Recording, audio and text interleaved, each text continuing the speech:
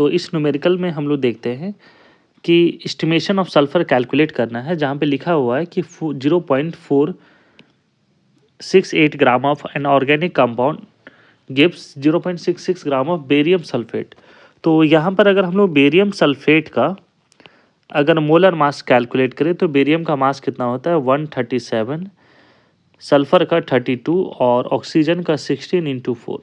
तो ये इसका जो मास होता है वो कितना कैलकुलेट हुआ 233। तो यहाँ पे देखो हम लोग ये कह सकते हैं कि अगर बेरियम सल्फेट का मास 233 है तो सल्फर का मास कितना होगा 32। इट मीन्स हम लोग ये कह सकते हैं कि 233 gram of barium sulphate contain 32 gram sulphur.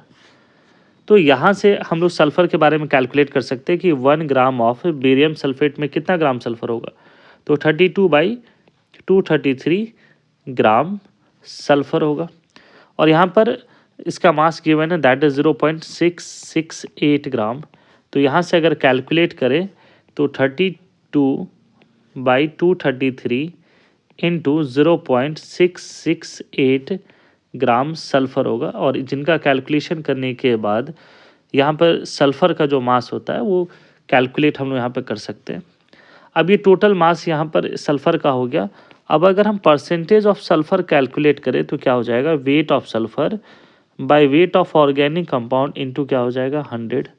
तो यहाँ पर वेट ऑफ सल्फर ये पूरा अमाउंट लिखना होगा दैट इज 32 इंटू 0.668/233 और ओवरऑल जिसको डिवाइड करेंगे तो ऑर्गेनिक कंपाउंड का देखो इस कंपाउंड में मास कितना गिवन था 0.468 और परसेंट कैलकुलेट करना तो 100 से मल्टीप्लाई करेंगे। तो ओवरऑल इसको मल्टीप्लाई करने के बाद ये आपका आता है 19.59%। कहीं कहीं पर आपको 19.6% भी मिल सकता है। तो गाइज यहाँ से कैरियस मेथड में हम लोग बस इस तरीके से एनालिसिस करके इसका कैलकुलेशन कर सकते हैं।